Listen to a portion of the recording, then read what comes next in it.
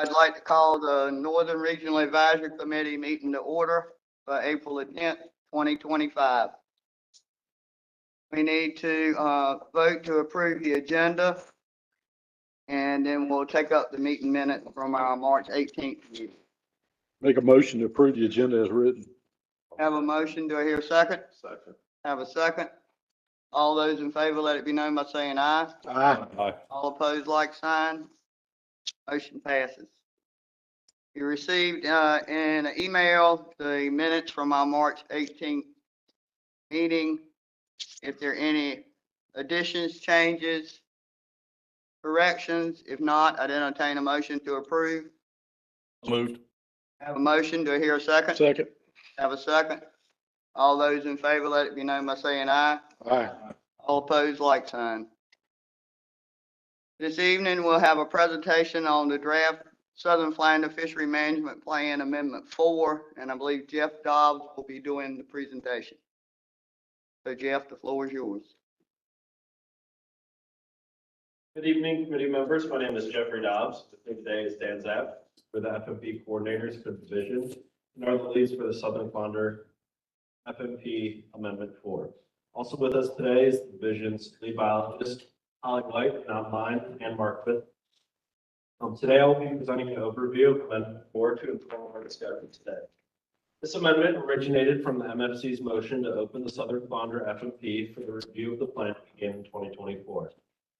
The intent is to allow for more recreational access while maintaining the rebuilding requirements of North Carolina's Southern Flounder FMP Amendment 3.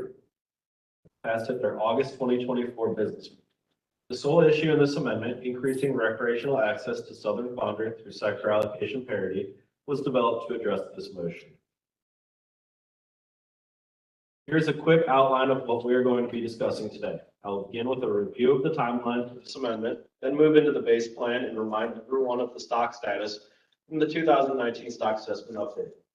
We'll then move into an overview of the loan issue paper Amendment 4, beginning with the issue origination, followed by some background information before moving on to the discussion section and proposed management options. Here's the timeline for development of Amendment 4. Please note that this timeline is significantly abbreviated from typical development. This is necessary in order to adopt and implement new management measures in time for the 2025 flounder season. If any step in this process is delayed, then it will require a special meeting from the MFC or development of this amendment will be terminated. Just to note, this amendment is only meant to provide a short-term approach to the MFC's motion while Amendment 5 is developed. Long-term, more comprehensive approaches for recreational and commercial management will be addressed during subsequent development of Amendment 5. As a reminder of the current stock status of Southern Flounder, the South Atlantic Southern Flounder stock is overfished, and overfishing is occurring as of 2017, the terminal year of the 2019 coastwide stock assessment update. I will now discuss the sole issue paper from Amendment 4 titled Increasing Recreational Access to Southern Flounder through Sector Allocation Parity. At the August 2024 MFC business meeting, the MFC passed a motion to amend the Southern Flounder FMP for the review of the plan to begin in 2024. The intent is to allow for more recreational access while maintaining the rebuilding requirements of the North Carolina Southern Flounder FMP Amendment 3. Due to the constrained time frame to enact new management in 2025, the rebuilding requirements of Amendment 3, and the prescribed nature of the DEQ Secretary's approval, the only approach to accomplish this in 2025 is by accelerating the shift to sector allocation parity in 2025 rather than in 2024. Jeff, will you hold on 1 second? We're having some computer difficulties here. I'm going to have to restart the computer.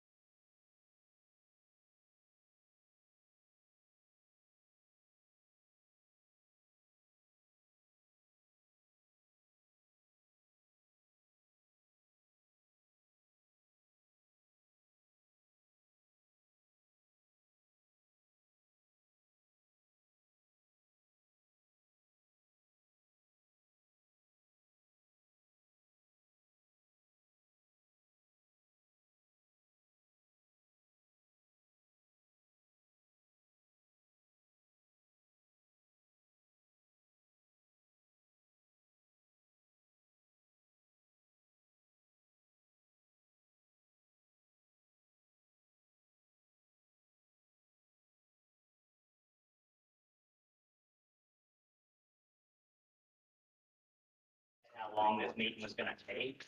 And we were going really quickly, so I had to figure out some way to slow it down. Is that a state computer? Is the computer, yeah. Well, it's the lowest bid, so that's what you get. Yep.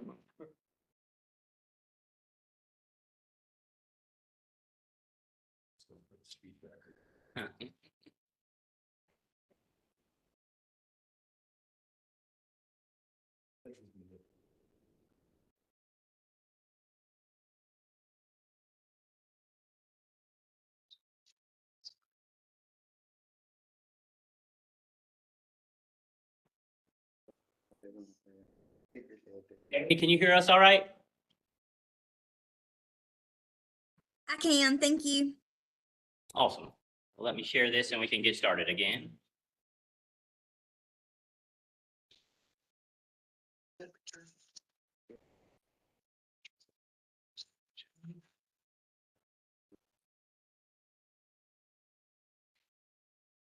All right, Jeff, I think we should be ready.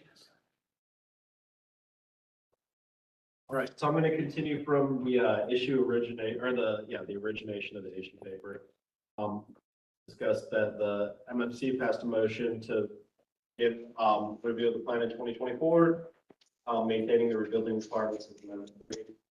Due to the constrained timeframe to enact new management in 2025, rebuilding requirements of Amendment 3, and the prescribed nature of the DEQ Secretary's approval, the only approach to accomplish this in 2025 is by accelerating the shift to sector allocation parity in 2025 rather than in 2026, as is originally scheduled in Southern Fonder Amendment 3.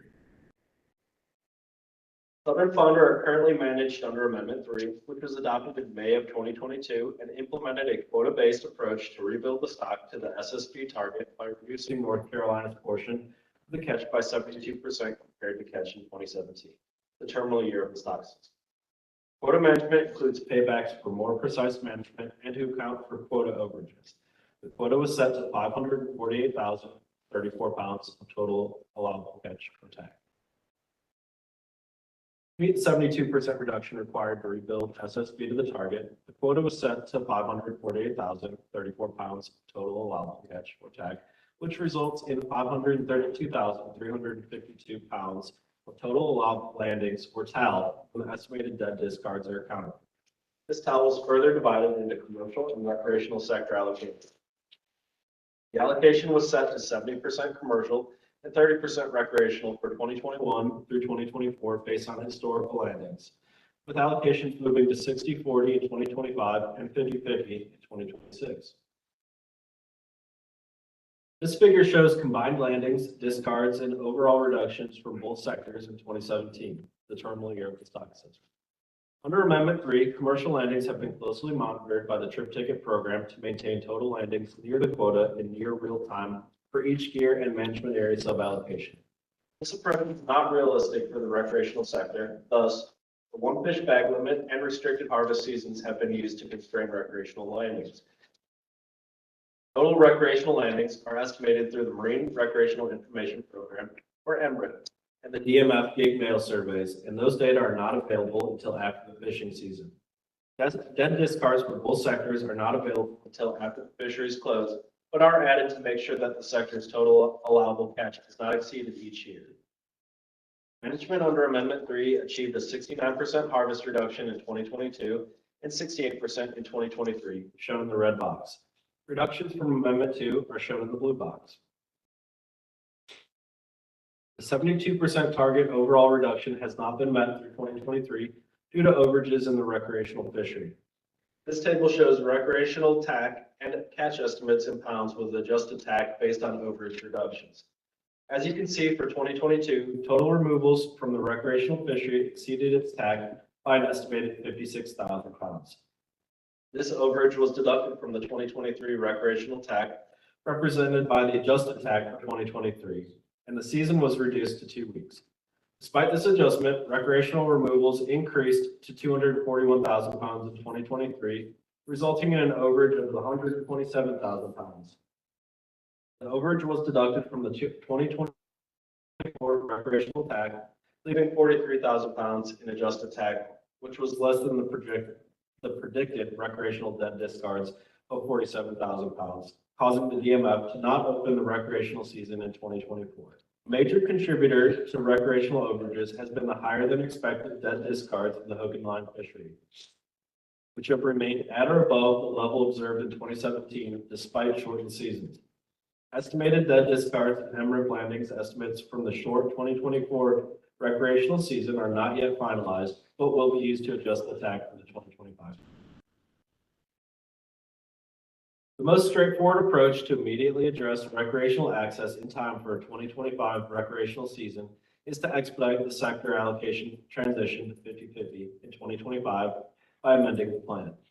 This would result in a 66.7% increase in recreational TAL compared to 2024 by adding 106,000 pounds from the commercial sector to the recreational sector allocation in 2025. Under the Amendment 3 allocation shift scheduled to 60/40 in 2025, there would likely be a short recreational season in 2025. Expediting the shift to 50/50 in 2025 reduces the possibility of recreational catch overages that may mitigate the need for future season closures, though will likely not increase the length of the recreational season. However, maintaining Amendment 3 rebuilding requirements does not provide substantial harvest opportunities for any sector, regardless of allocation. And given recreational landings and discard levels in recent years, even with a shift to 50/50 allocation, season closures in 2026 and beyond remain a possibility due to overages. This allocation shift is a short-term solution to address recreational access. Long-term, more comprehensive solutions for recreational access will be addressed during concurrent development of amendment. This table illustrates why even with more quota allocated to the recreational sector, the season will not be longer than previous seasons. Estimated recreational landings from 2022 and 2023 indicate an increase in catch over shorter seasons. Even with a shift to 50/50 allocation, a recreational season that maintains the one fish bag limit from Amendment 3 would need to be brief, likely between 2 and 4 weeks, to maintain allowable landings of 266,000 pounds while accounting for the discards. Recreational catch estimates from 2024 will be available later this year and will be used to determine if recreational catch exceeded the adjusted TAC of 43,361 pounds in 2024. Any overages will be subtracted from the 2025 TAC.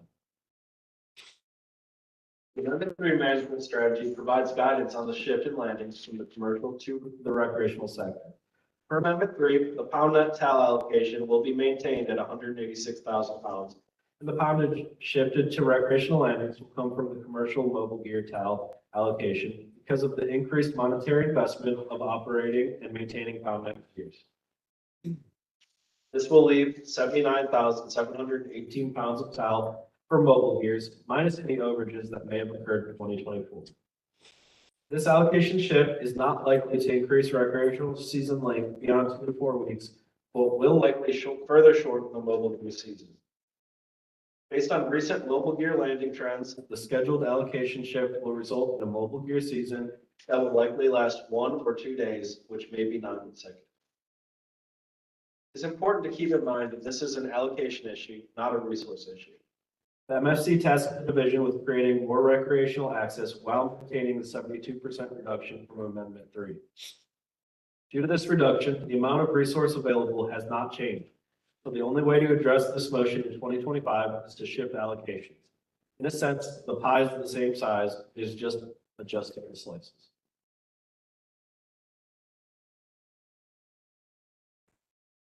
So the management options for Amendment 4 include status quo. Status quo would maintain the allocation transition schedule from Amendment 3, moving to 60% commercial and 40% recreational in 2025 and 50/50 beginning in 2026.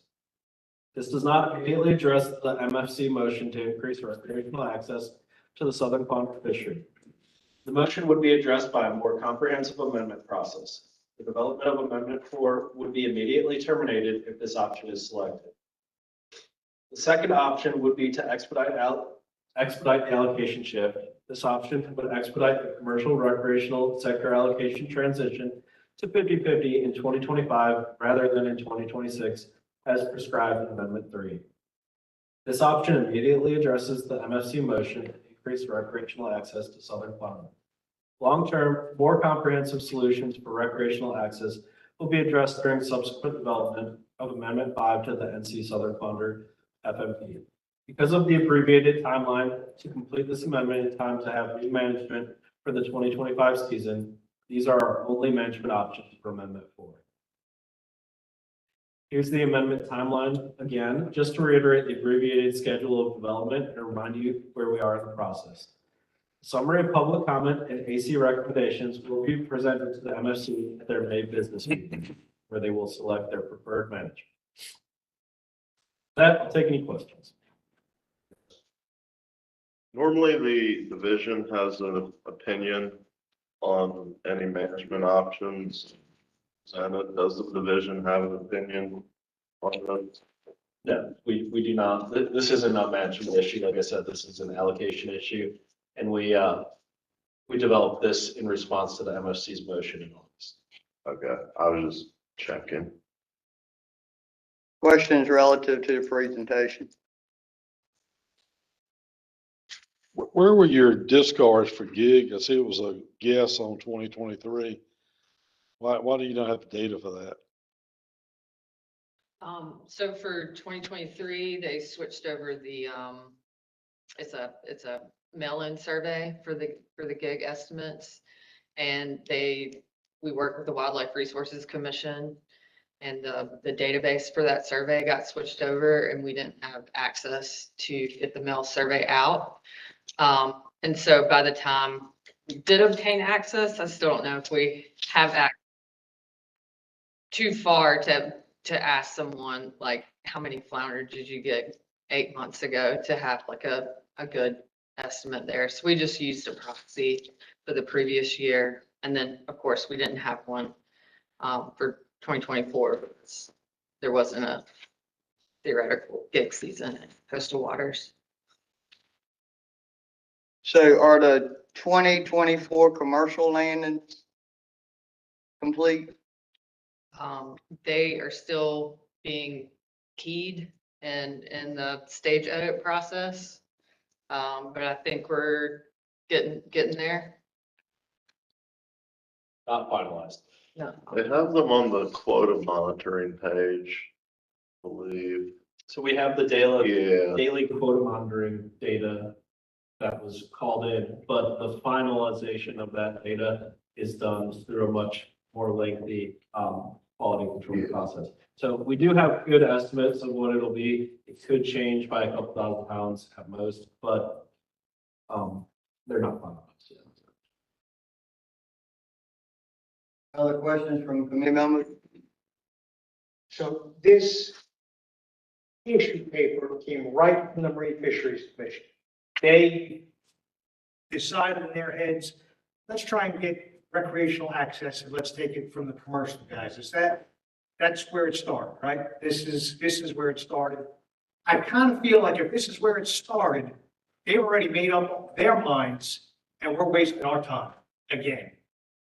Because to take fish from the entire population of North Carolina and reward people that have overfished for the last 2 or 3 years doesn't seem like it's even in the realm of a logical discussion.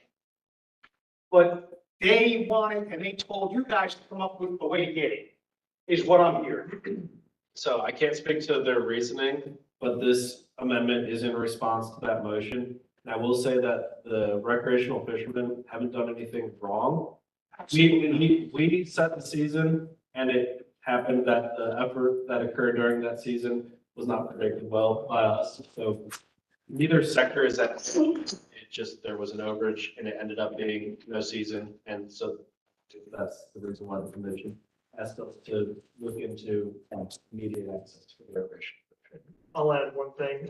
This is just part of the way that we're addressing it. This is the first step. Amendment 5 is going to address this a lot more comprehensively and address the fishery as a whole. This is just one step to it. At the last MFC meeting in March, they took a vote to send this out to the ACs for your thoughts and how you all wanted to recommend moving forward with this. That vote was 5-0. I don't know what that means for the future, or whether this passes or not, but it's not a complete commission just do this, there's some dissension there as well. Normally, we have an option to create another option of management possibilities. Do we not have that option tonight? Is that this or that? So there will be, we've already conducted scoping for Amendment 5, but there's still going to be time for everyone to give their input on that. That's the more comprehensive look. To have it ready for basically approval at or finalization at the August meeting, the only thing that we have in our toolbox is shifting the allocation a year early. It's going to happen in 2026 anyway. I got $7,000 last year off the flounders. I'd like to make that again this year and then maybe deal with it the following year. You know, that's my issue. Or maybe, maybe another option is to just shut it all down, shut the flounder down completely for the next 2 or 3 years. Use the money that's spent on trying to manage these crumbs that we've got to try and get a decent stock assessment of these flounders. When the DMF can start showing me they know what's going on with what's under the water, maybe I'll start having a little faith again. But telling me, we're gonna reward people that overfished with some of the fish that I was gonna catch, it burns me, obvious. But why don't we just shut it all down, save some money, use that money to try and find a decent stock assessment scientist for the DMF and go forward from there. Can we set that up the flagpole? No, I guess not. So you can, like, the issue at hand is to do this or don't do it this year. I think depending on what the chairwoman says, like, make whatever motion you want, but, that would be separate from the issue that you're dealing with today. I won't tell you can or can't do it. In terms of monetary savings, we have the same staff no matter what, and it's not a monetary issue to get the stock assessment done. We are collaborating with the other states that are part of this Atlantic stock. And that's probably not going to be able to move forward until 2028, regardless of what kind of extra money we can save from closing the season. That's just the flounder, because I've heard numerous times over the last few meetings that we don't even have money for a stock assessment scientist. That's why we don't know. We have money. We have had hiring issues, but that is looking better. Hopefully we'll have one in place in the next several months. And we can start working on some stock assessments. But this one in particular is a coast-wide stock assessment, so we can't do that insulated from the other states. We need the cooperation from them. It's a collaborative process. So all these other states that didn't cut their flounder takes, we're going to ask them what they think. We're going to collaborate to collect their data and put it into the model. I don't know if opinion's going to go into it much. I hope not. What states are that? Is that Florida through? It's North Carolina through the east coast of Florida. I got you. What about Virginia? No, Virginia. Not Virginia factored. is summer flounder. But they do probably have some southern flounder, especially with waters warm. The only part where they allow southern flounder is just the part of the Currituck that goes up into Back Bay. Well, what I'm saying is there probably are some southern flounder living in Virginia. Yes, it could be probable, but we have looked into the VIM survey and catches through MRIP and things like that, and consulted with biologists there, and they claim that they just don't see them, and it's a very rare occurrence in their surveys. And then again, the stock structure is as is because of genetics that we've done from. That's why we're separated from the Gulf stock. Yeah. And Keith, excuse me, I don't want to make it sound like I'm suggesting anything to do or saying anything to do, but if you have an idea in mind for something to do with southern flounder management besides what we have here in Amendment 4, it might be appropriate to suggest that for Amendment 5 and say if your opinion is that you would like to recommend to the Marine Fisheries Commission that they not move forward with Amendment 4, and instead focus on Amendment 5 and the more comprehensive look at flounder management. That's absolutely something that the committee that could be a motion here and something that the committee could vote on and recommend. If you're thinking Amendment 4 and this allocation shift isn't the best way to address flounder management, we want to look at other options. Amendment 5 is the area where we're planning on doing that. And if we don't move forward with Amendment 4, or if the commission decides not to move forward with Amendment 4, our effort will shift entirely to Amendment 5, that more comprehensive approach. What was the original minimal reduction that was suggested to recover the stocks in the allocated time? 52%. And we went with 72%. So there's 20%. So the motion that the commission made in August, it actually specifically said the last bit of the motion was while maintaining the rebuilding requirements set out in Amendment 3. So when the commission asked the secretary to amend the schedule to open up the plan, she approved opening up the plan while maintaining the same Amendment 3 rebuilding requirements. So that 72% reduction. So currently with Amendment 4 and with Amendment 5, we're still looking at that 70% reduction. So they amended it to open up 4, but the only thing that can happen in 4 is to take more fish from the commercial fishing. So what we're evaluating, I was gonna say, Anthony, she might have a comment on something. What we're evaluating in Amendment 5 is, there's various options, but one of them is looking into species-specific flounder management. So, not only the recreational access issue is not just limited to the allocation, but also access to, like Gulf flounder, instead of managing flounder as an aggregate. Has been happening. I mean, that's just one example of some things that it's looking into. Could I make a motion? Can we get through questions first before we get any motions? I don't know. We need, and we hadn't had public comment. So, and our recommendations, vote on management options is after public comment. All right, so maybe I can ask my question after public comment? Yes. And did you have something you would like to add?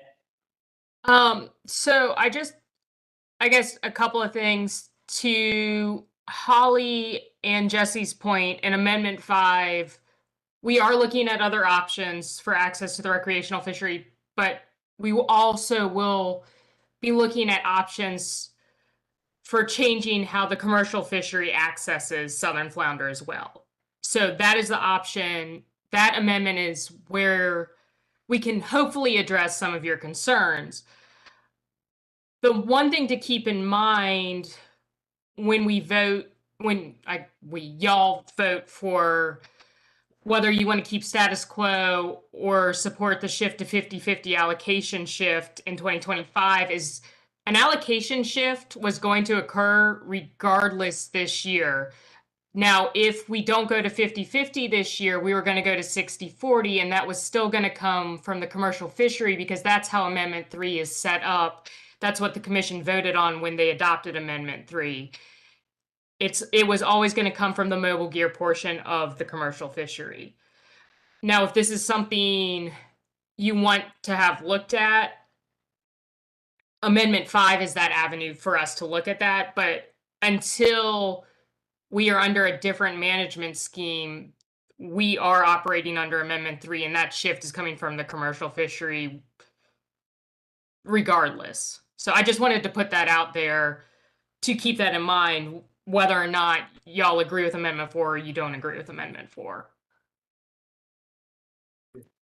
I just wanted to make my plug here we're going to be soliciting for advisors for the FMPAC for Amendment 5, probably in June.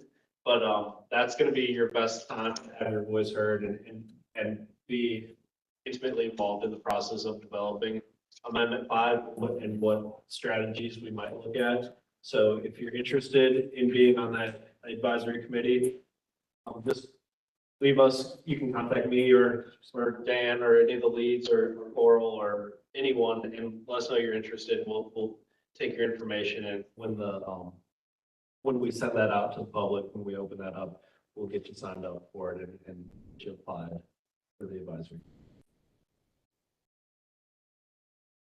The 62% that was referred to, that was actually the recommendation of Amendment 2 though, right? So 52 was the minimum to end overfishing. I think. And so that 62%, that was done in 2019. That was, the commission voted and when they passed Amendment 2 to do 62% in 2019, just knowing we weren't going to meet 72% because of when management went into place, and then starting in 2020 moving forward was to be at 72%. That 72%, the commission chose to take that reduction because of the uncertainty in the fishery, the fact that we were the major player in the fishery at the time. So that there was valid reasons that the commission decided to go with that 72% reduction. Thomas? My question kind of is for Amendment 4 and Amendment 5. I deal a lot with the South Atlantic stuff, and they got a lot of really small quotas, just like we're looking at here with flounder. And they've came back from having stuff that was open all year long to the recreational sector down to like 3-month seasons, and now a lot of stuff is going through like 45-day seasons. And they regularly go where they harvest 200 and 300% of their recreational ACL. But none of them are in such a harsh rebuilding program as we are with flounder right now, needing a 72% reduction every year. What worries me is we're saying now we can only do a 2 to 4 week season, and we're harvesting 80,000 to 100,000 pounds a week right now. If we were to get to some point where we could actually get a 6 week or 8 week season, the potential for the recreational harvest to exceed the 500,000 pound quota is real, and it's present. And those numbers aren't available until, a calendar year and a half after we get done. What's going to happen when we get to that point where the recreational sector is all of a sudden over harvesting by 200%? And why we're in this hugely, why we're needing such a big reduction? Because it's not a big deal.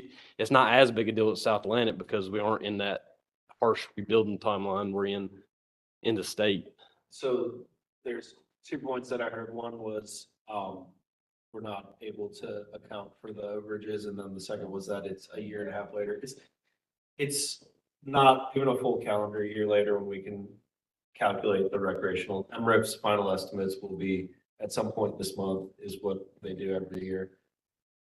Okay, so May 1st. So we'll have that information, but we're not going to significantly lengthen the recreational season. We're using this extra would be used as a buffer to hopefully mitigate the need for future season closures in the recreational fishery. Yeah, but what I'm seeing is as the stock rebounds, catch per unit effort is going up real quick. And I mean, that's what our goal is. So eventually we are going to get to the trap where we are going to be harvesting way over our quota 1 year. What are we going to do then?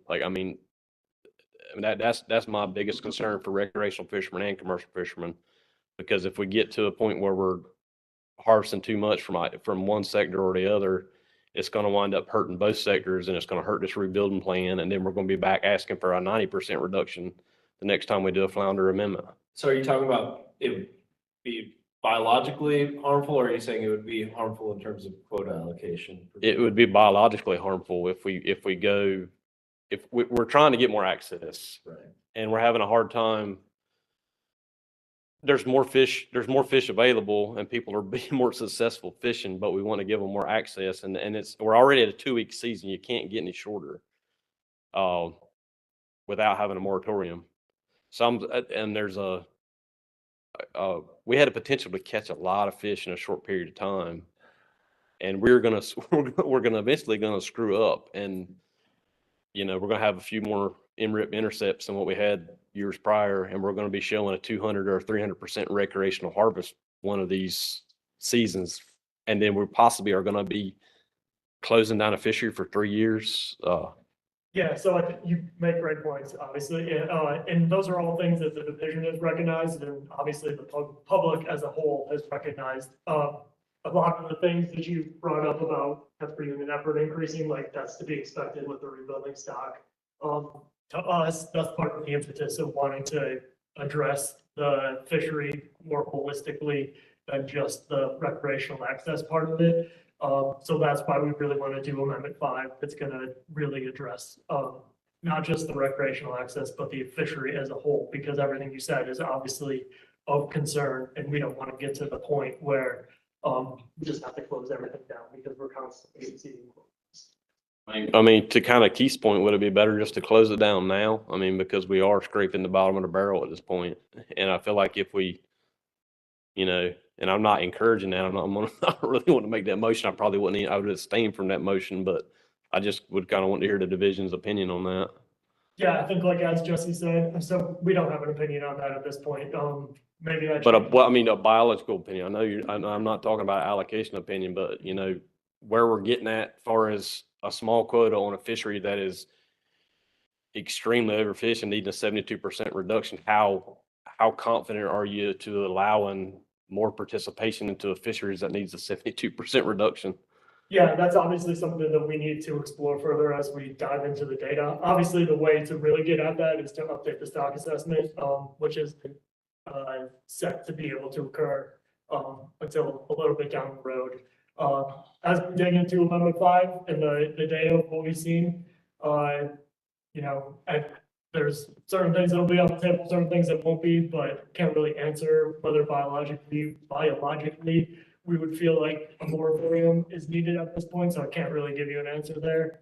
I think to Jesse's point earlier about what this committee or this advisory committee could recommend at this point, we have the issue on the table, but if there's something you want to do in addition to that or make other recommendations, I think that's up to y'all. Well, I mean, you got to remember that MRIP itself was never designed for quota management, but it seems to be the best we have, and it's what we're using. And, hopefully, I really hope that it verifies that the issue they're dealing with now, where they may have overestimated recreational catch and discard by 30-40%, I do hope that verifies.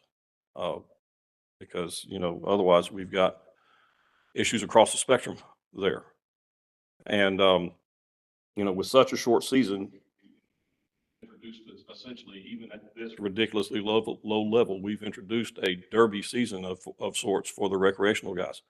If they know they've got 2 weeks to come catch flounder, they're going to do it. And it's going to be it's going to be very hard for them to stay in the quota that we're trying to keep them in. What do we got? 1.2 million on the rec licenses? Is that about right? Yeah, how many rec licenses? Is it about 1.2 million, 1.2 million? Kind of depends. The way that we calculate it is in the big book, and that gives us the total number of annual and lifetime licenses, but that is not the number of people that are actually out fishing. So it's not people that fish on piers, on charter boats, people that don't require subsistence. We don't have actual numbers for that, but we assume that there's probably around 1 million or so actual recreation. Okay, so, just for example, if say only 300,000 of those guys come down to the coast to fish for flounder, and they fish for it one time, one day, and they catch their one flounder that they're allowed to catch, probably a 2-pound fish. That's a decent average for a keeper flounder. You're looking instantly at 600,000 pounds of flounder for one day. We've been set at such a low quota and such a low percentage of this quota that the rec guys are always going to have trouble maintaining, going over is going to be very hard not to do. And the fact that we only caught something like 200,000 pounds, while yes, it violated the quota and we were over and we're going to have to pay for it, that's still a pretty decent restraint on their part, because, if a bunch of guys come down and fish, then these flounder are going to go out of the water really, really fast. And it is a very difficult issue to deal with. I agree with what Mr. Bruno said 100%. We're arguing over crumbs, and that's never a way to proceed. But, you know, the rec guys do have to have a chance to catch something. And, you know, I hope that they will be allowed to through Amendment 4. Yeah, the one thing I want to just remind folks of is all these issues these are great points. These are obvious issues that we're going through right now. But whether or not we go through Amendment 4 this year, these are all good issues. Sure. I'm just saying that. There are definitely things that we need to look into and try to address in Amendment 5, and we're hopefully developing strategies that can help address those. That's something that I'm just saying that, you know, everybody's been put into a difficult situation, but it's particularly difficult for the recreational community because they've been assigned such a low percentage of this. And, you know, the previous MFC that approved Amendment 3, originally it was going to be a 3-year step in, 3-year phase in, 70-30 a year, 60-40, then 50-50. But at the very end, it got voted into delaying that for 3 years. I think the terminology was to allow the fishery to settle. But, you know, we would be at 50-50 right now had that passed the way it was originally started, but they added to it at the very end and delayed that implementation for another 3 years. So, you know, we're sitting here on the low end, struggling. And everybody is, and I recognize that. And I know the commercial guys are struggling just as hard as we are. I understand that. But again, I do support Amendment 4 because I think that there needs to be a little more access given to try to give these guys a chance to catch a fish or two.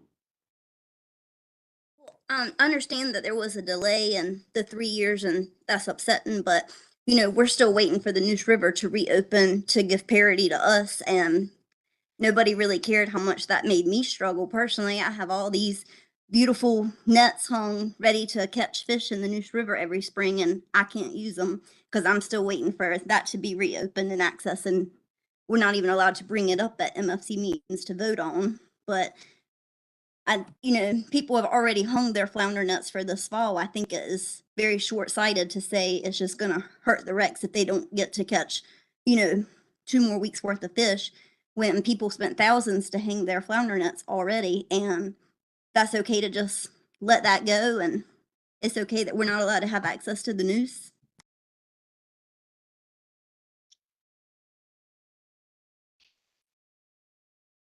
To make a comment on that. I appreciate the direct, I guess, commercial impact that commercial people that sell the fish can take and actually clearly claim. But what I think is sometimes lost is for the recreational side, how much money is actually spent to catch one fish. When you go down there, when you spend $400 on a guide to catch your 4 fish, for the guy, that's a lot of money per fish that you put in. I understand it's not in your pocket, it's in someone else's pocket though. And like, we're arguing over crumbs, and there's which is quite unfortunate that we're actually in the situation that we're in right now. But we're here and just trying to make the best of it. I've been trying to ask around, what is the dollar value for a recreational caught fish? Because I don't think it's 0. And it's even if there is a expensive value to putting meat on your own plate that you caught yourself, there's just all those other dollars that go into the hotels, the bait shops, the commercial buying the bait from the commercial guys and whatnot. And but yeah, it's a hard one, and there's a lot of people suffering right now. I would, to that point, would like to say the population of North Carolina, what is it, somewhere around maybe 11 or so million. And I think earlier you said there was around 1 million recreational license, but that leaves 10 million for the general population of North Carolina. And the commercial fishermen are the proxy for those 10 million to have access to fresh seafood. So to put those, not even 10% of the population ahead of the 100% of the population, because not everybody can afford a $50,000 boat and a $50,000 truck to pull it, the gas, however much you spend on a rod and reel. And commercial fishermen are by very definition who supplies those people who cannot or do not want to or are unable physically to go catch their own fish. So to take the allocation to 60% for those 1 million people and leave only 40 for the remaining 10 million people, I just feel like that's very irresponsible. And I mean, honestly, it's racist, it's classist, it's everything. It's wrong. Yeah, thank you, Jamie. And I'd like to follow up on that point too. Just the title of what we're doing is just enough to make you sick. I mean, you're talking about increasing recreational access. I have watched so many commercial communities and I'm still watching them just disappearing. Our fish houses are gone. They're leaving. They're never, ever, ever coming back. So just because somebody can't go out on a Saturday to go catch a fish, when you've got whole counties that have just lost so much and it's never coming back. When are we going to do an amendment that increases commercial access to what we had before? I mean, that's just something that just never gets talked about is these small communities. And you know, it's just not my dollar. It's my kid's dollar. My wife's dollar. It's my mortgage's dollar. That's the difference between a recreational caught fish and a commercial caught fish. It's a community. It's a family. I'm sure I follow. If you can't catch a fish, it means you can't have fun. If I can't catch a fish, it means I can't pay my mortgage. It means my kids can't go to school. It means they can't get a book bag. They can't get a baseball bat. That's the difference between a commercial dollar and a recreational dollar. That wasn't the point I was trying to. I know it might not have been the point you made, but it's the point that all of us feel, and all of us have been hurting for a long time. And just because we're having a special meeting to increase recreational access, it's like a kick in the face. It's like a kick in the face, and we're getting sick of getting kicked in our faces. Because you know what? We don't have a whole lot left. We really don't. And it's sad. It's a sad place to be. And I want everybody to be able to catch a fish, but a fish means a whole lot more to my 2 kids and my wife and my family and my community than it does for just somebody to go out there and have fun one weekend.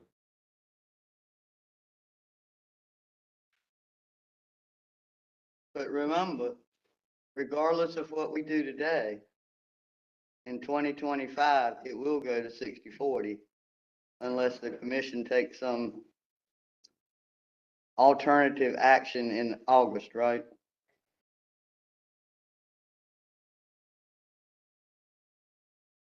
I've got one question relative to, WRC hadn't played and stuff like this before. They issued a proclamation last year to allow harvest in inland and plain jurisdiction over joint waters, even though by general statute it's coastal first. And they supposedly, what type of survey did they do to account for the harvest that occurred there, and what did they use to develop their discard estimate? They did they used the established krill survey, point access survey for the striped bass. And then they assigned probabilities. I don't think any of that's been published. It's been shared with us, so I don't know how much we can talk about it, but we did get through the MREP survey. We did have some intercepts during that open season, and that equated to about 10, 11,000 pounds. So that's a harvest that now will be deducted from the tax. Yeah, so that. Even though it's occurred all along, and they got essentially a free pass pretty much in those inland waters. Yeah. So that's an additional amount probably that's gonna have to come off the recreational to adjust to make sure they don't go over the tail. Their estimates show that there is Yeah. coverage, recreational, that's gonna come off. It's gonna be accounted for. Whatever, 2025. Right. And they'll continue to do that as far as you know? Or No, not in the dark? no comment. I really don't know. We hope not. We hope that, Yeah, hopefully we can eventually get on the same page with when the season will be. Right now, their season is in full. So when we announce a different season, their season is still gonna be in rule. So, it's gonna happen regardless. I did just want to clarify one point. You said that barring some sort of action from MFC, it would go to 60/40. They actually, that's outside of their control because it's written within the amendment. But it's in the existing plan, so Yes. regardless of what happens If we in don't- 2025, it's gonna be 64. Yes, pretty much if we don't go to 50/50, it will go to 60/40. in Right. 2026. And I just wanted to address one thing with the WRC season and that 10,000 pounds. So it's not that it hasn't been counted before, because hopefully and theoretically it should be, a lot of that harvest is captured in the MRIP surveys previously, because we don't just go to boat ramps or sites that are located in coastal waters. We go to the MRIP sites, cover everywhere that you could potentially interact with a saltwater finfish. So we do have MRIP sites that are the boat ramps that are physically located in inland waters. So hopefully we've been counting that harvest when it occurs in inland waters prior to last year. No, I just want clarification. You said that WRC was doing their krill survey and outside you had some APIS intercepts. Yeah, they, I just don't know how much that has been shared, but they did do some, surveying of their open season. You know, what that comprised of, I'm not sure, but, we did already have, like Jesse mentioned, in some of these joint water areas, it is an overlap with the MRIP survey. So we do have, anytime the flounder season was was open, we do have that intercept data, but we can just specifically see, you know, coastal waters was closed. So if those intercepts occurred, we know when they occurred, and that was during that specific season. So that's just the one way we can assign, we can say like, this is what we expect harvest to be. Okay. And but WRC hadn't shared their krill survey with you guys yet. Is that what you were saying? They have, I don't really know what. They where- shared a report with us, but Yeah. I don't know if they publicly shared. Oh, okay. So y'all know then, right? We have seen the report that they have for the. Just to kind of make a long story short, WRC did do their own sampling, but we don't intend to use those in terms of. Yeah, that's what's curious. We're just gonna use the emerald. Just APIS. Okay. Yeah. That's all. I was trying to get at it. Okay. We still, no matter what they're said, we would still continue to use the MRIP because that is the established.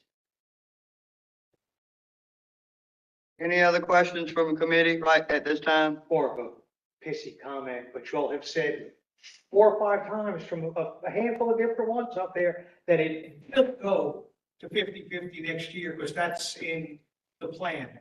Well, if everything that was in the plan comes to fruition, we wouldn't be here today, would we? If, because it's in the plan, it's going to happen, we wouldn't be here today because this was not in the plan. So somebody could come up with 4A, B, C, D, X, Y, Z, and we could be here again on some other mess, but that wasn't in the plan. So the plan is only as good as the toilet paper. So the 50/50 part, you're correct. 60/40, there's not enough time for them to send out new stuff in time for the season. So they would have to make an amendment, send it out, come back. The process is too long. So 60/40, I've seen emergency meetings to have stuff done in like yesterday. And never to take something else away from the rec guys, but they can have an emergency meeting to take something from the commercial guys. They sure can. We'll go to public comment. The only individual to sign up to speak is James Fletcher. James, you got 3 minutes. Board, I appreciate you letting me have 3 minutes. I have been in this since 1976, when we voted proposal, 7-inch fish and 5-inch tailback. And the division never done what was correct. If you're supposed to be based on the best available science, are you aware that all 3 species of southern flounder, there is a statement that says Male southern flounders seldom exceed 12 inches. Go back and ask whoever wrote Southern Flounder Plan why they picked a 15-inch fish. Why? My question to whoever the scientist is, why does that plan target female fish? The other thing that has got to be, since I only have 3 minutes, I'm gonna give you a simple fisheries management. Give the recreational fishermen from shore 50 inches of fish, regardless of size, and they stop fishing. Give the recreational fishermen from boats 30 inches of fish, total length, and they stop fishing. For the commercial, if they will fish nets and equipment that land less than 20-inch fish, then give them more time. As I say in BOFFF, big old fat become female fish. Fish has told us to target the largest female fish of the last 30 years. The scientists that were advised in the division have been incorrect. And it takes a lot of, I won't say what I'm thinking, to admit that the plan that has been written is incorrect. We should have been targeting small fish. From what you know, where is the greatest fishing mortality? It's on the smaller fish. So why, by having the total cumulative length, don't we have the recreational targeting the smallest fish? Why don't we have the commercial targeting the smaller fish? For the next 5 to 7 years, do everything you can do to target the smallest fish and let the largest females be in the ocean. Now, if you want to see this in writing, scientific, Yamaha Fisheries Journal has a book, 4 pages that came out in the 1990s. It is science. Go read it. They genetically have tried to get their flounders to grow larger males over the past 20 or 30 years. We have done nothing over the past 20 or 30 years. Built 4 resource centers in the state of North Carolina with taxpayer money, and nothing has been done to try to enhance the southern flounder. Nothing has been done to try to enhance the summer flounder. But my question to you is, why don't you ask whoever why we can't go into those 4 aquariums and have them spawn and release 1 billion or 1 trillion summer flounder? I mean, excuse me, one of the 3 species of southern flounder. Question is, we have not done anything to improve the stock of the fish. We have managed the fishery. And if you'll give me a few more minutes, I'll go, but I'm figuring I'm getting close to the fleet. Already to 5. A simple management plan for you to go back and recommend is that the shoreside fishermen get the total cumulative length. Well, how are you going to justify that? If they will use an app on their phone and report honestly what they catch. Same thing for the recreational fishermen. And by going to a smaller fish, netters and the gill netters, easiest thing when they are handling a fish to get back overboard is the largest, not the smallest. But just think, why have we done what we have done for the last 30 years? And I can't explain it to you. Because I've been in this, I wrote the first pier size requirement in 1976. And it was for 11 to 12 inch fish and a 5-inch tailback, and we've never gotten there yet. And the last thing I'll say is just go back and think outside of what you've been told. Are our scientists correct when they tell us to go catch the largest fish and leave the smallest?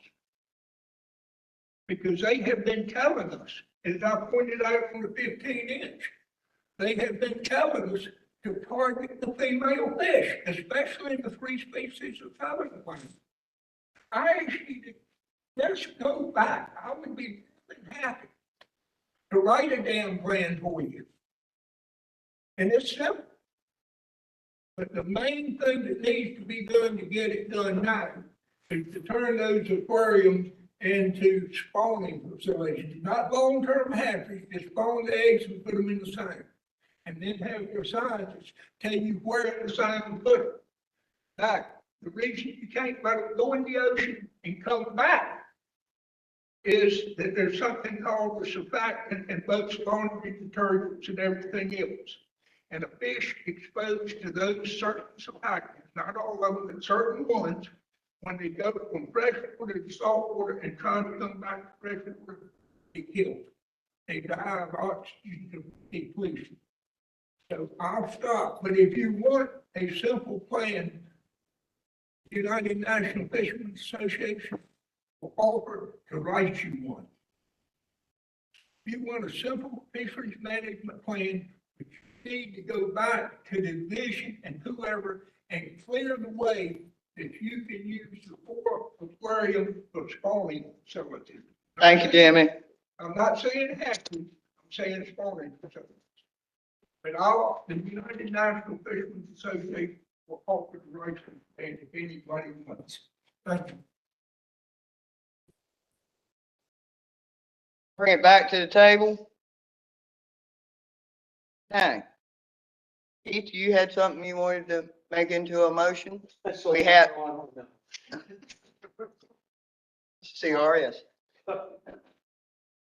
The 2 options, Jeff or Jesse, can y'all put the status quo and the backup line? If now is the time to say it, obviously I would make a motion to keep status quo. If now is the time for that. Yeah, we're back. If anybody on the committee wants to make a motion, we'll make a motion, discuss them, take votes, however y'all want to do it. We know what the 2 that are essentially at the direction of the commission that they'll deal with. I'll say, Knowing that we're going to 60-40 anyway. Well, we're all gonna die one day, but I don't need to rush it. That's true. I'll second Keith's motion.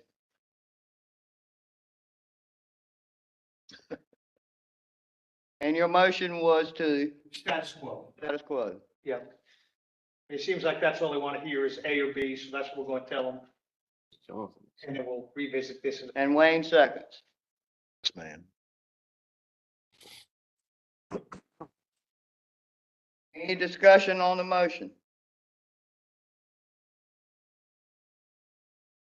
Can you just verify that that motion is how you'd like to have it? Yeah, I think that's about as simple as it gets.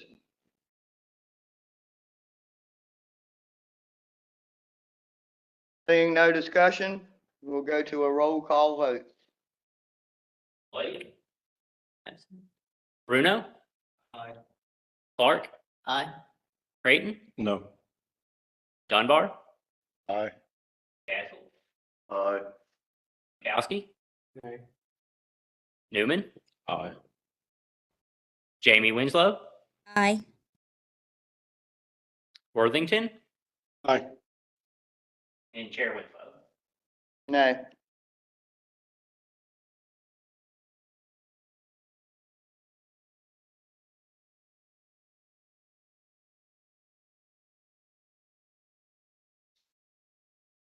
Motion passes 7-3, no abstentions.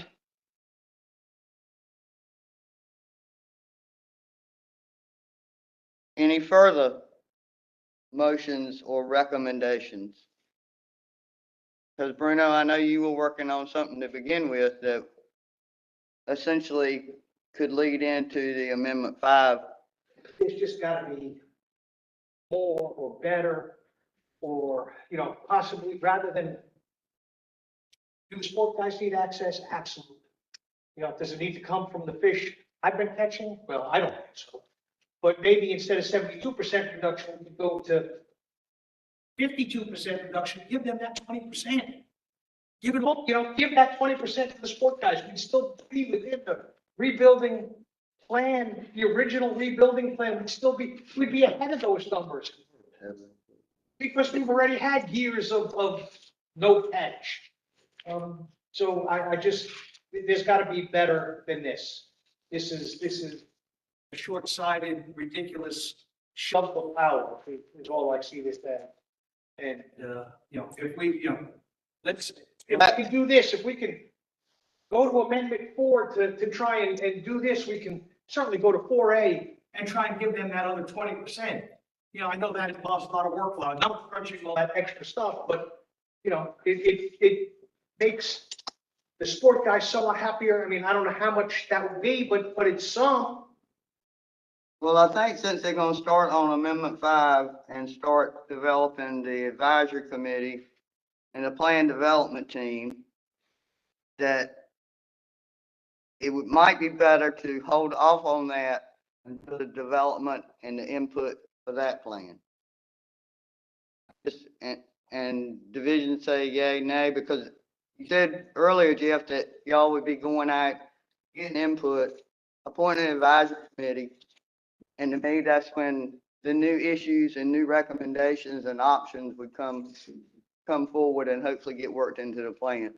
Yeah, so we've completed the scoping period. We went out, we had some initial really broad strategies. Main one for recreational access was the oscillating season, but we had some other strategies we brought out.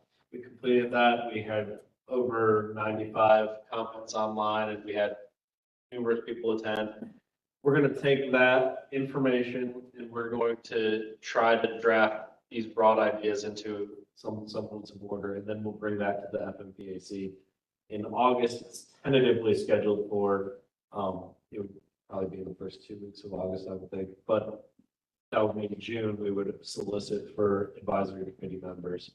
But if you're interested in having your name added to that list, just so you don't miss the solicitation, or you could get an application in for you, just let one of us know. We'd love to have people who are informed in the advisory committee.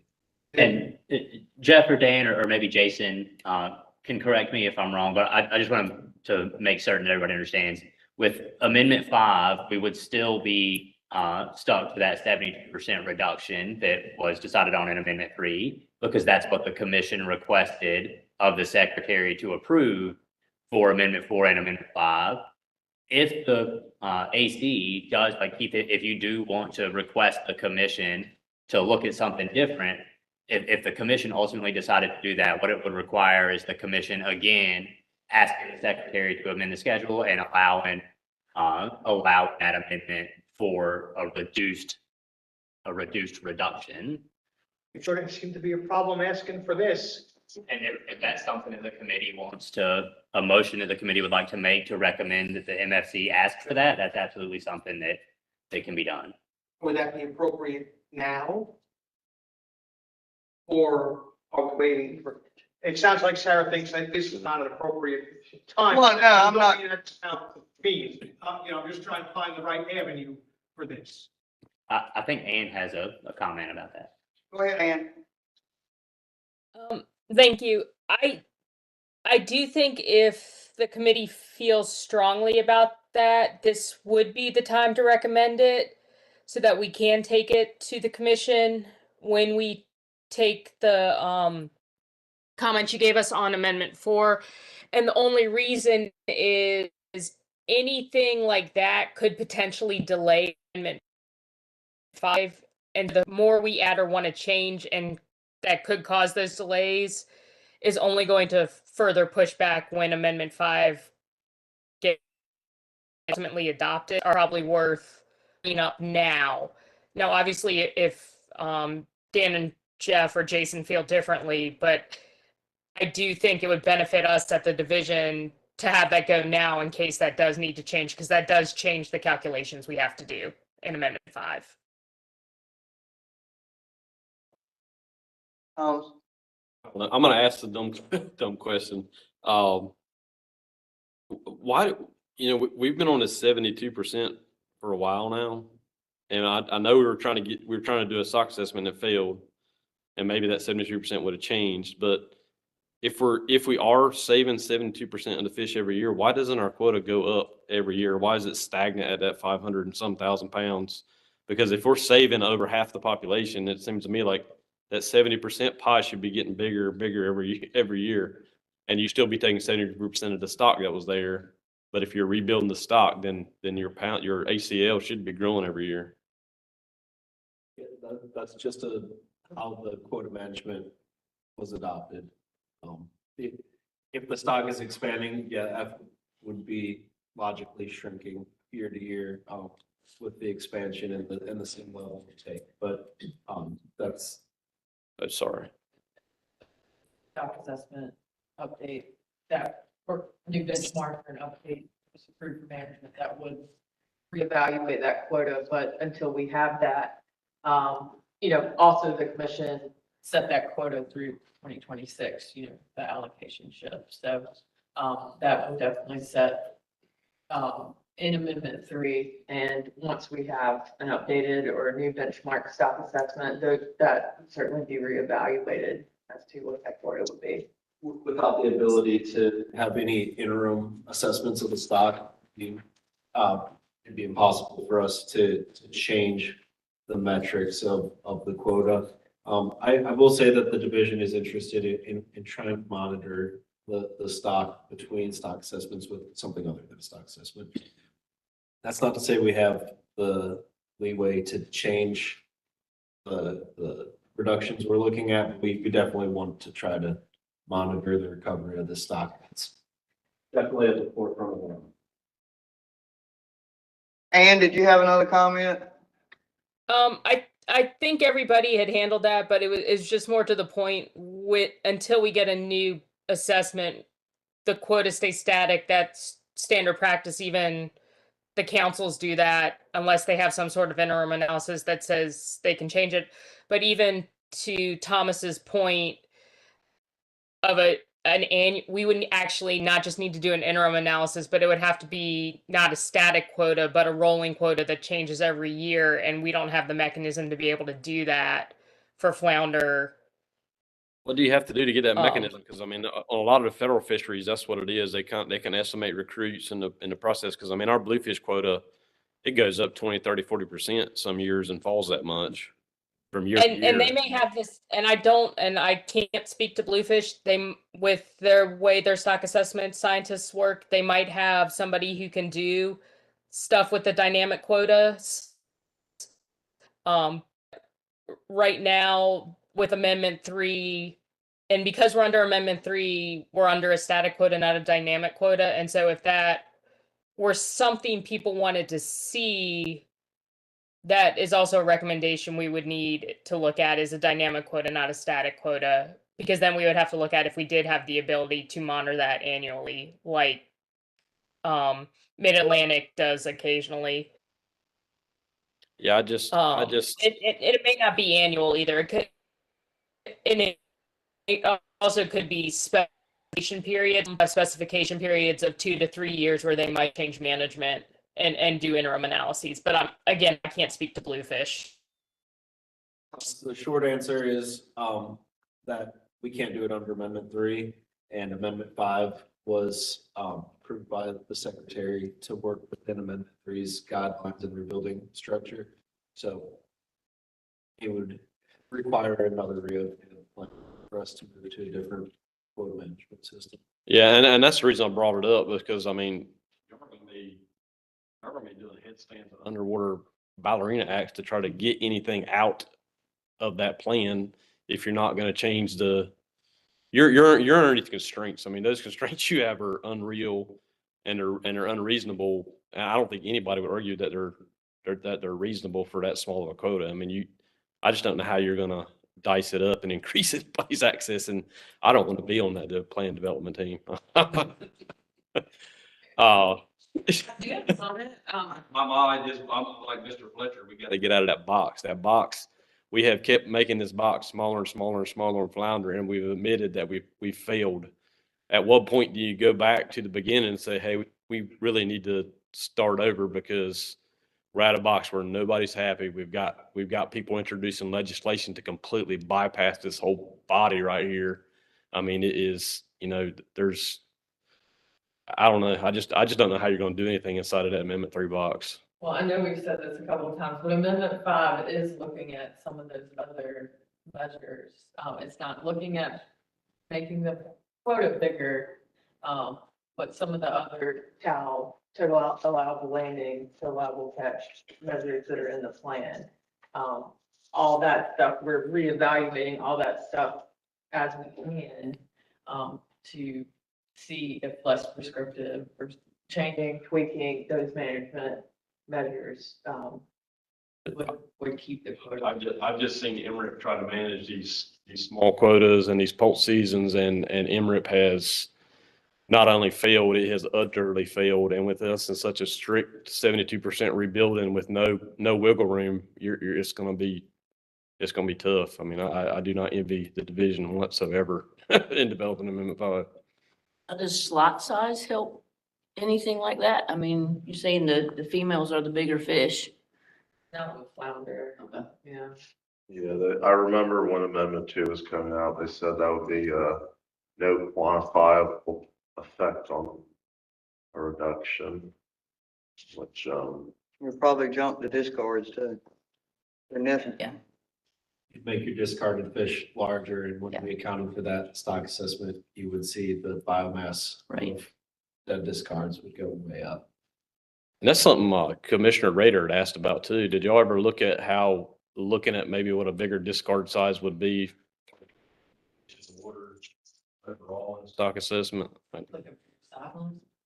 Well, the discard is really. And Commissioner Rader had expressed that, maybe look at it at a half pound, on 1 pound, 1.5 pounds, to see if that would change the stock assessment and give us a bigger total allowable catch. It would definitely have an effect on the SSB output.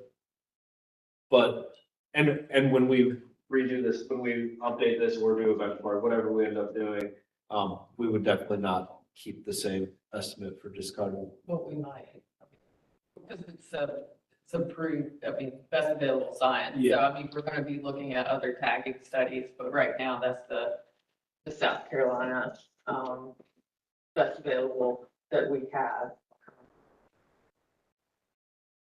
But we are hoping to reevaluate that. That is definitely a high priority list, but we can't say if or when. Yeah, I mean, with the MRIP pilot program, I mean, that's gonna, there's just a couple changes that, there's a couple pin changes that could help the population. I'm just curious, I guess we're not gonna be looking at that till you do the stock assessment. So what is the end goal for this? What I'm saying is, whenever we reach not overfishing anymore, so then what? You're saying once the stock's rebuilt? Rebuild, yeah. Yeah, we would then assess what a sustainable harvest would be, and presumably it would be more harvest would be sustainable when the stocks. So it's never going back to like it was. Is that what you're saying? Right, that's what led to. It's never going back to, we go out there rod and reel fishing and we catch a flounder, we can keep it and carry it home. It's never gonna be that again, right? Rebuild the stock, I mean, yes, I mean. So we'll have a whole season again, just like we always have. No, I mean, we can't say yes or no to that at this point. I mean, I think that's ultimately, what we would shoot for as our goal, but I mean, we can't say yes or no to that. Basically, when the stock's rebuilt, then we can run projections of different harvest scenarios, and then that will give us an output of what we could allow. And then we would take that and constrain it to seasons or sizes and calculate them. But it's not something that we could just say, this is what we can sustain. We can't make any assumptions. So what is the what's the end goal, I mean, for the stock? I mean, how many pounds or what are you looking for? So we are trying to rebuild the stock so that we're not taking fish too fast for them to be rebuilt or replenished in the stock. I understand all that, but what I'm saying is, what's the pound? At what point will you consider the stock rebuilt? So we would run the stock assessment again, and the SSB would fall above the target and the F would fall below the target. What's the target? Yeah, that's what The target's about, about 4,000 tons and then, or the target would be 55,000 tons. and then- 55,000 tons. For the 2017 Yeah, for the terminal year, 2017. but that's going to change. The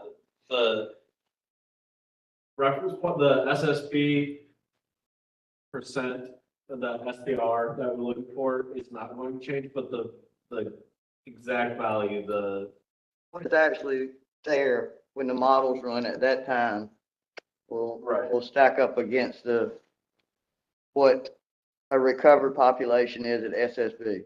and I know that it's complicated, it's like it's a moving target, but the model is basically looking at what we've been taking, how the stock has grown, the natural recruitment, and factoring in that along with many other variables to say, okay, the stock is in a healthy position, meaning the spawning stock biomass is above the target, at or above the target, and the fishing level is at or below the level that's needed for that to be sustained. And that is based completely upon the status of the stock at the point that we look at it. It's a snapshot. Thomas? Yeah, just a quick follow-up on that. I mean, I was talking to my friend in Florida that we do a lot of fisheries management stuff with him. And, you know, we were talking like the stocks that are actually hurting the worst don't get managed because we don't trigger management. And the stocks that are actually rebounding and rebuilding, we accidentally catch too many, so it triggers overfishing.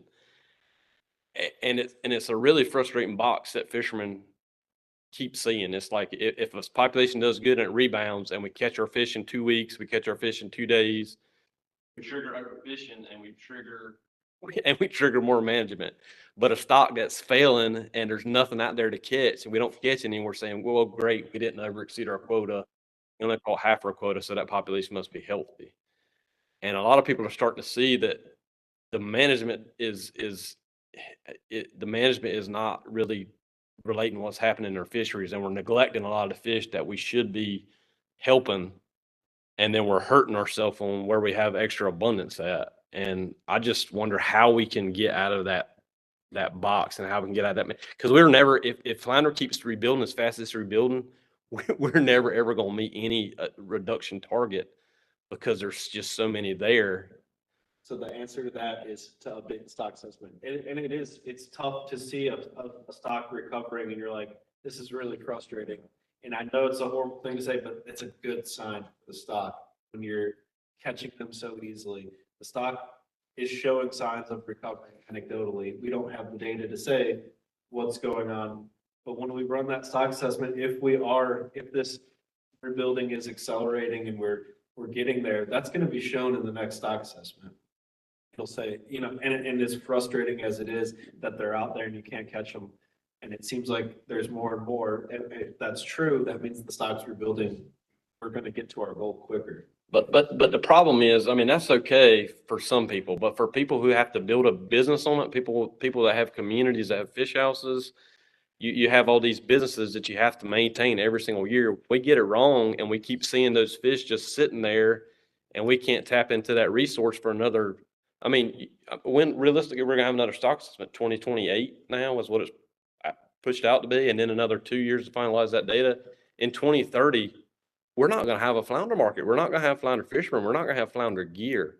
So if we could ease some, and division, tell us how we can help you, because I know y'all are kind of in a box with that 2 and 10 statute that makes us have some of the harshest, you know, rebuilding plans in the world. It just, I mean, we can't recover. I mean, commercial fishermen can't recover from it. Yeah, I don't know that there's an easy answer for getting the stock assessment sooner. It's just, cooperation. I mean, we had one, but it just, I mean, it didn't, I mean, I don't know. That helped us. Yeah. It was not showing, the recovery that we would need to loosen restrictions. But the next one, hopefully, will show some. I just don't know where we're gonna be in 4 years. I mean, 5 years. I mean, I just don't. Keith, I'm gonna go back to you, see if you wanted to make that motion. If you haven't forgotten it again. Yeah, I think I would. I think I'd like to make a motion that the Marine Fisheries Commission entertain the idea of loosening the 72% reduction to the original 52% reduction and give that 20% to the recreational sector to allow them more access to the fishery.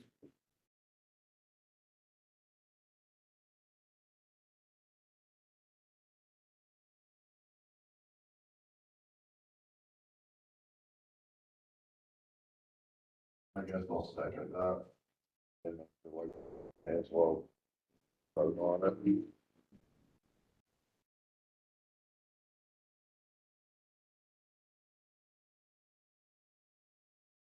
And if you don't mind just reading that motion to make sure it actually captures what you wanted it to.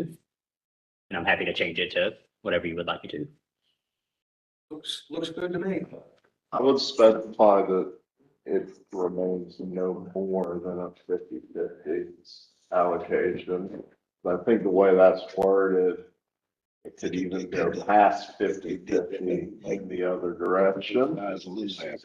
Well, I agree. I wouldn't want to. I mean, it's Yeah, merely yeah. cosmetic. I mean, No, that makes sense.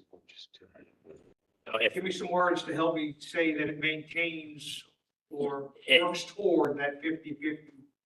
if you'd like, I can change the last part there after and, so it says something like loosening the 72% reduction to a 52% reduction. And at that point, move to a 50-50 quota allocation. A bit along those lines. Can I make one point to the math here? If you're giving that addition just to the recreational, that would move it beyond 50-50. You can't square those two things. Giving it just to the recreational and then not making it go above a certain percentage because the math just. That's what I was saying to him. Okay, so how do we add the 20% and then? You can say distribute evenly among sectors, but if you lock yourself in to giving it to recreational, then you're not going to safeguard a percentage. And it would actually be more than a 20% increase onto what we have already, just because unfortunately, 20% of the whole is more than 20% of 28% remaining. Jeff, if I can ask, would lowering the reduction from 72% to 52%, would that increase in quota be more, like if that was given to the recreational community, that would be more than shifting to 50-50 right now? So in order to accomplish what Keith, I think that you're trying to accomplish anyway, an easier way to do it would just be to lower the reduction to 52 and split it evenly between, like split not the additional quota allocation, but the total quota allocation to 50-50. Is that?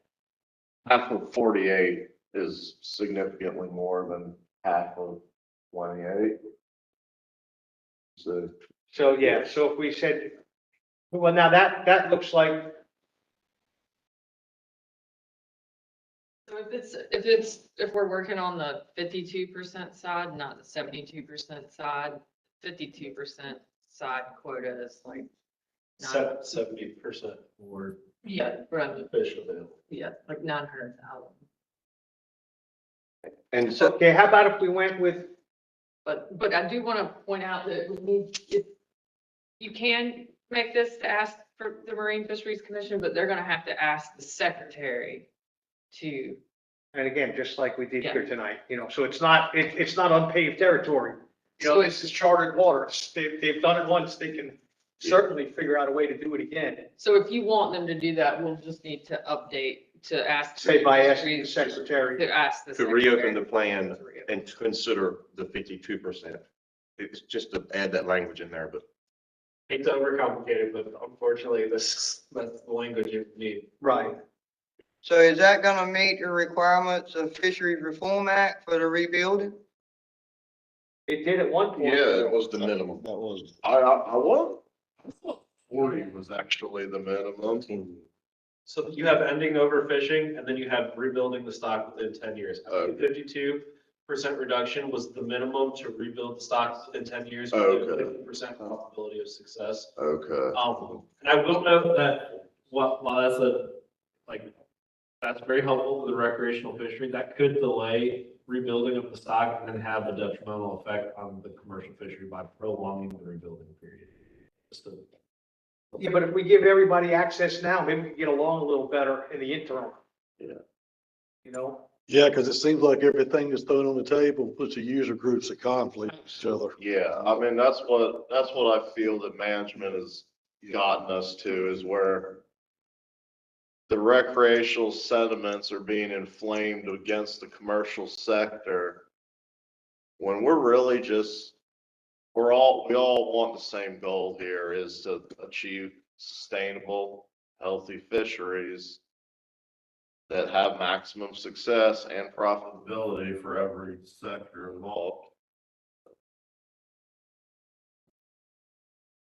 Not to mess up your motion again, but I think we might need to specify either next amendment or for Amendment 5, since the secretary did approve us to develop Amendment 4 and concurrently develop Amendment 5. If we go back to her and you want this in the amendment that we're currently working on, which would be 5.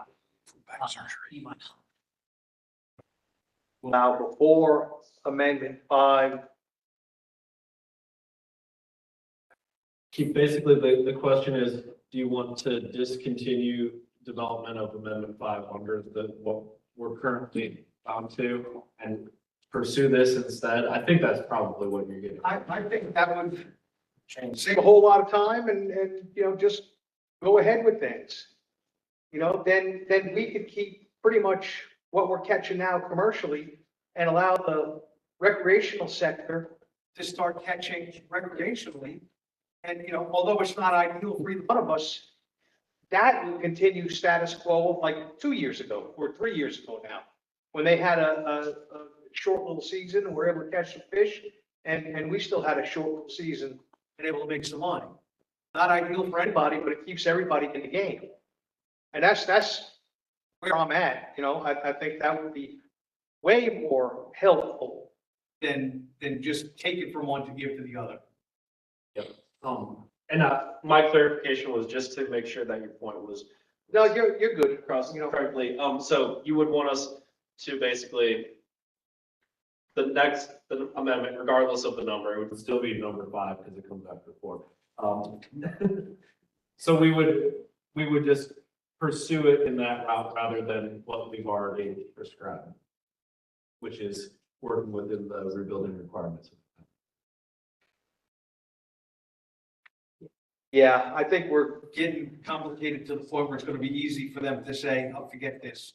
You know, I think they say, forget this about most of our work at the advisory committee level anyway. But yeah, let's just, you know, in lieu of Amendment 5, let's just reduce to a 52% reduction so the recreational sector has better access while keeping a 50-50 quota in 2006. 26. That pretty much seems like what they have wrote down. Jesse, you got that already? Is that? Yeah. So what I currently have, I'll just read it and I'll ask that Holly and Jeff and Dan and Jason just make sure that the intent that it sounds like Keith is asking for is captured in this, and there's not anything that needs to be changed. So the motion by Keith Bruno to recommend that the Marine Fisheries Commission ask the DEQ Secretary to allow Amendment 5 to the Southern Flounder Fishery Management Plan to change the 72% reduction that was adopted in Amendment 3 to a 52% reduction and split that total allocation equally between the commercial and recreational sectors.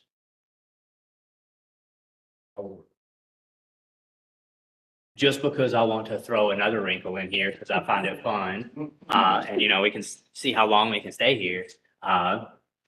if the commission ultimately doesn't adopt Amendment 4, Amendment 5 will then become Amendment 4. So that's just a fun. We asked for them to start 4B. Amendment 4, and it just didn't pass. All right, is there a second to a motion? I'd second it. Have a second? Any discussion? If not, we'll call the roll call. Oh, sorry, Robert.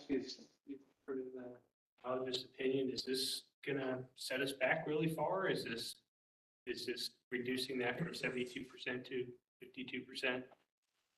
Kind of shooting ourselves in the foot long term? We are moving a lot closer to a 50% probability of success, which we've had issues with in the past. So biologically, I think that is the goal. And Say that again, please. Biologically, I think that going to a lower reduction is not the appropriate action. And I think it's important to note too, and Holly might not have this right, so listen closely to what I say, just in case you need to correct it. The stock assessment that was done where the 52% reduction was the threshold to rebuild the stock, that was a 52% reduction coast-wide.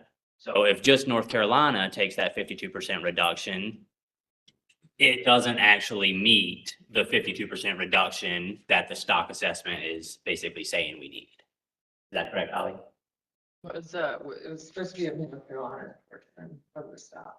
So just the stock assessment said that North Carolina's portion had to be reduced 52% in order to rebuild the stock. Or it wasn't coastwide. Yeah, under that part. I mean, it's a coastwide stock assessment, but North Carolina had to reduce 52%. But if just North Carolina reduces 52%, does it actually meet the threshold of the stock assessment? is? Stock assessment wasn't run. Can I weigh in here? Go ahead. Sorry. So Jesse's correct. It is a coastwide assessment, so all states would need to take a 52% reduction to meet that threshold. So if North Carolina drops from 72 to 52%, that does potentially cause an issue with the rebuilding of the stock, particularly since, at least in the past, North Carolina has been the major player in the removals for the southern flounder stock. That has changed slightly because of the management we have put into place, but we were 60 to 70% of the removals when this was 72% reduction was put into place. If that makes sense. So, yeah, and I know, and I'm gonna follow up on that. And I know we said that percentage has changed because of our strict management we've had. Is there any way to justify dropping that 72% down now that we do not harvest as many flounder, a higher percentage as what we did before? I don't want to speak for the division on that. I think you could probably argue either way for that. I think the issue is still the uncertainty around it, and it would probably still benefit the stock not to drop that, but I think you could have that discussion. But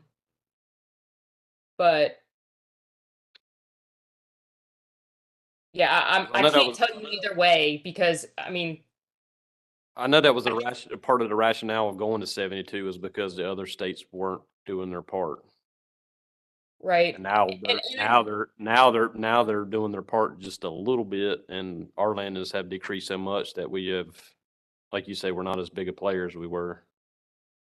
The division, our current recommendation from Amendment 3 is the 72% reduction, and we would need to carefully weigh what could happen under this to change our recommendation. So I think right now we couldn't speak to whether the division would or would not support this, but our current recommendation is 72% as per the Amendment 3.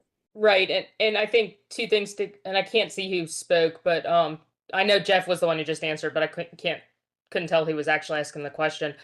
But if we do increase our, kind of relax our management and goes to say 52%, we're just going to increase our proportion of the removals again. So you have to Jeff's point, you have to weigh that.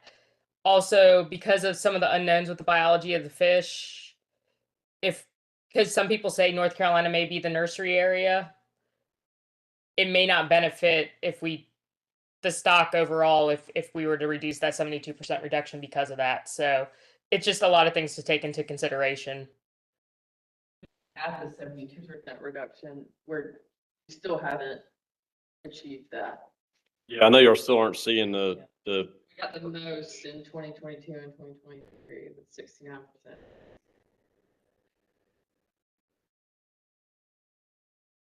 Right, you said we're still not seeing overfish? what I heard during the Tuesday meeting was we're still not seeing older fish, even though we've allowed this escapement for 4 or 5 years now. We're still the division. Well, I'll let the. We are Correct. seeing older fish, but we're not seeing an expansion in like the number of age 7s. We are getting a few age 7s here and there, but we should be seeing fish up to 9 years old. And that, I think Ann said the oldest one we've aged is 7. Yes. So when you look at both length and ages, we're still not at the point where you should have what you would consider necessarily a healthy stock. We should see more larger fish. We should be seeing more older fish. And it's not just the 7, 8s, and 9s, since the maximum age is 9-year-olds. We should be seeing more 4-year-olds, more 5-year-olds, more 6-year-olds as the stock rebuilds. And the trends in that, even though we didn't use that last updated assessment, or aren't using that last updated assessment, that age data didn't show those expansions. The link data didn't show those expansions. And so it's probably, we just need a little bit more time under management to be able to see this, but we're not necessarily seeing some of that you would expect from a rebuilding stock. Because it has only been 3 years under the 72% reduction. The takeaway is that we can't say whether or not it's warranted on the data side yet. Vision would need to be able to assess the stock. Develop a recommendation. Any other discussion? Seeing none, call to vote. Blake? Bruno? Aye. Clark? Aye. Creighton? No. Dunbar? Aye. Gaskell? Aye. Galkey? Newman? Aye. Jamie Winslow? Aye. Worthington? Aye. And Chair Winslow. Aye.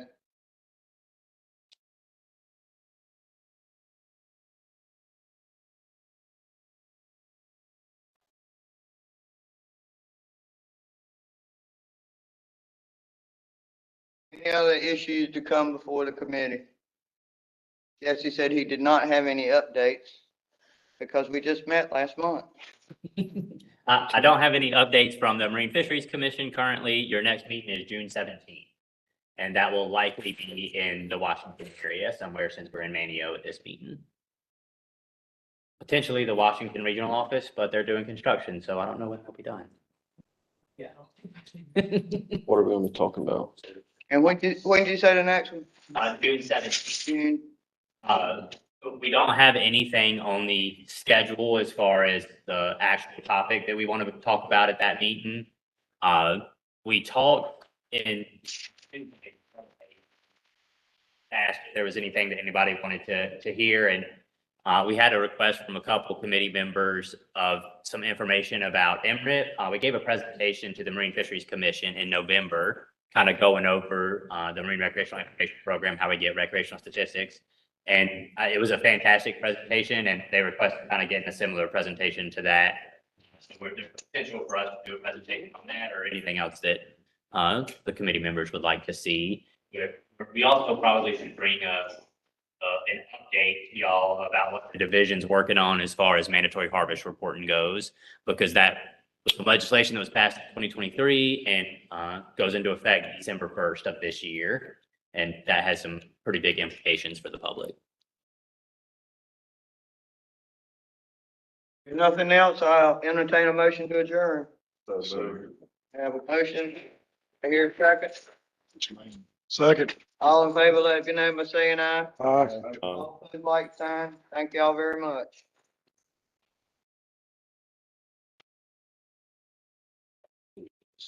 Y'all have a good night. I know on the agenda, you want to let us on.